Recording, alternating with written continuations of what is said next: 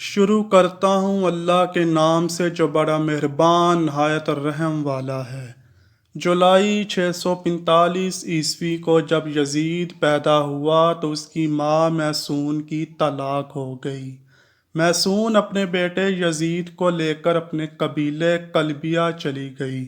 کلبیہ قبیلہ بھی نیا نیا مسلمان ہوا تھا، جس وجہ سے ان کے رسم و رواج اور رہن سہن بھی بالکل عیسائیوں جیسا تھا۔ چنانچہ اس عیسائیت کے ماحول میں یزید کی پرورش ہوئی۔ یزید بچپن ہی سے بندر کو پال کر ان سے کھیلا کرتا۔ جب بڑا ہوا تو اس نے شراب پینا، شطرنج اور بے حیائی کے کاموں میں بھرپور حصہ لیا۔ آج کی ویڈیو میں ہم یزید کی بدترین اور عبرتناک موت کا ذکر کریں گے۔ پیارے دوستو، انتہائی مخالفت کے باوجود بھی یزید 60 ہجری کو تخت نشین ہو گیا۔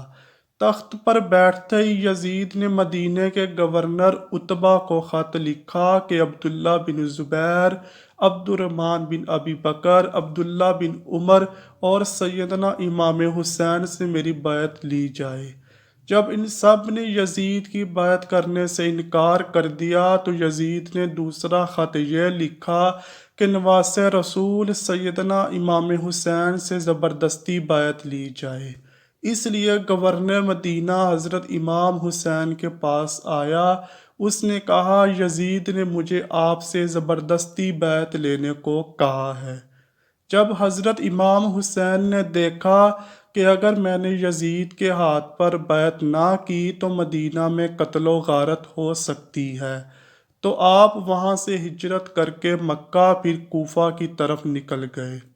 حضرت امام کے ساتھ آپ کے گھر والے اور کچھ صحابہ کرام بھی موجود تھے، لیکن 18,000 کوفیوں نے حضرت امام حسین کی بیعت توڑ دی، جس کے بعد سے میدان کربلا کا واقعہ پیش آیا تھا۔ میدان کربلا کا واقعہ یزید کا سب سے بڑا گناہ مانا جاتا ہے۔ جب یزید کو پتہ چلا کہ حضرت امام حسین کوفہ کی طرف آ رہے ہیں تو یزید نے عبید اللہ ابن زیاد جیسے سخت دل گورنر کو کوفہ میں مقرر کر دیا۔ ان کو یزید نے کہا تھا کہ حضرت امام حسین سے بیعت لو، اگر وہ میرے ہاتھ پر بیعت نہیں کرتے تو ان سے جنگ کرو۔ عبید اللہ ابن زیاد کے حکم کو مانتے ہوئے شمر اور عمر بن سعد نے کربلا کے میدان میں شدید پیاس کا احساس دلا کر ان کو شہید کر دیا۔ میدان کربلا میں شمر جیسے بدبختوں نے ایسا ظلم کیا کہ سیدنا امام حسین اور ان کے ساتھیوں کو 3 دن تک کچھ کھانے پینے کو نہ دیا۔ کربلا میں سیدنا حسین کو شہید کرنے کے بعد ان کی عورتوں کو بھی قید کر دیا گیا۔ بچوں کو بھی قید کر کے طرح طرح کے ظلم و ستم کا نشانہ بنایا گیا۔ جب سیدنا حسین کا سر مبارک یزید بدبخت کے سامنے لایا گیا تو اس کمینے نے آپ کے سر مبارک کی بہت ہی توہین کی۔ یزید نے سیدنا امام حسین کے سر مبارک کو دیکھ کر ایسے ایسے اشعار پڑھے جس کو بیان کرتے ہوئے بعض تاریخ دان یزید کو کافر بھی کہتے ہیں۔ آخر کیا وجہ تھی کہ یزید نے عبید اللہ ابن زیاد، شمر اور عمر بن سعد کو اہل بیت کو شہید کرنے کی سزا کیوں نہ دی؟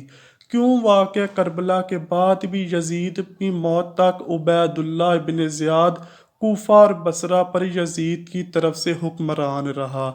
ایسے واقعات کے باوجود بھی ابن زیاد جیسا شخص اپنی مسند پر براجمان رکھنے کی وجہ یزید کے پاس آخر کیا تھی؟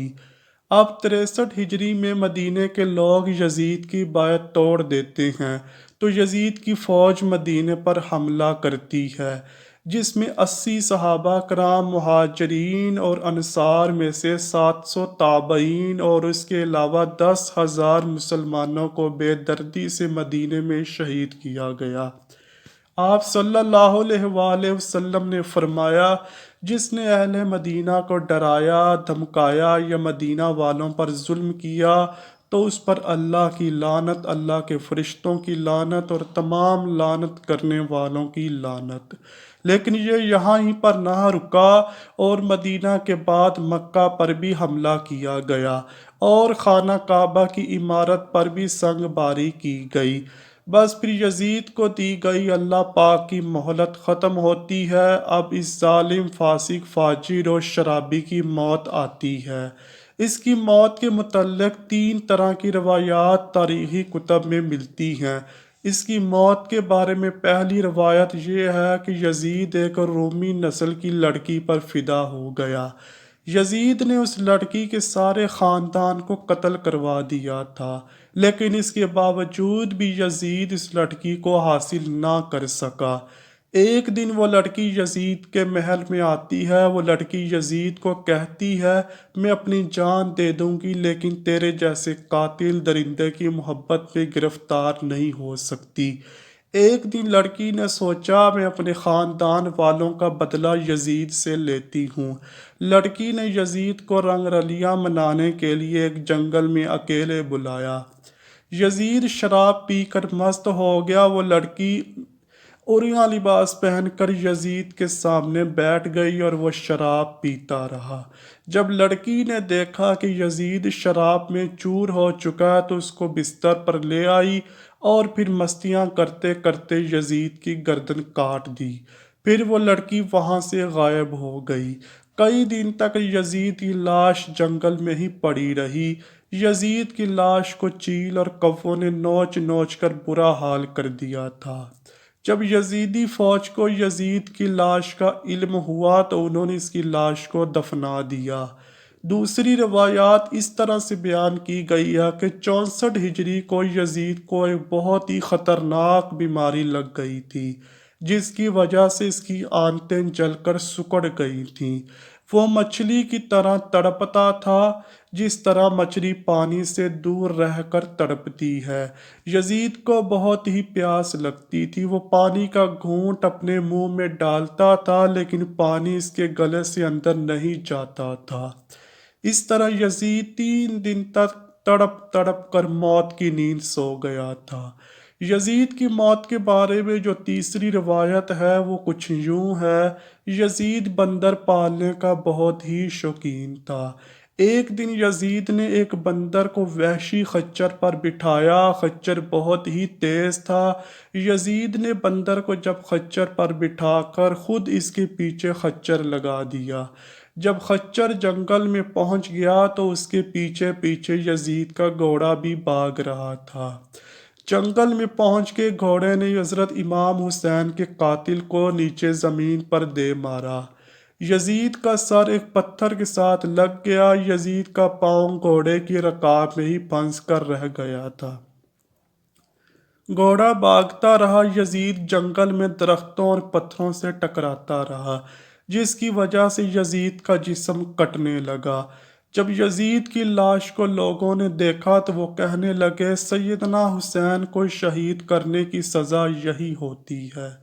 میدان کربلا کے بعد یزید صرف 3 سال 6 مہینے کی عمر پا کر 14 ربیع الاول 64 ہجری کو ملک شام کی سرزمین پر 39 سال کی عمر پا کر کتے کی موت مر گیا۔ آج بھی اس کمینے پر عرش و فرش والے لعنت بھیجتے ہیں۔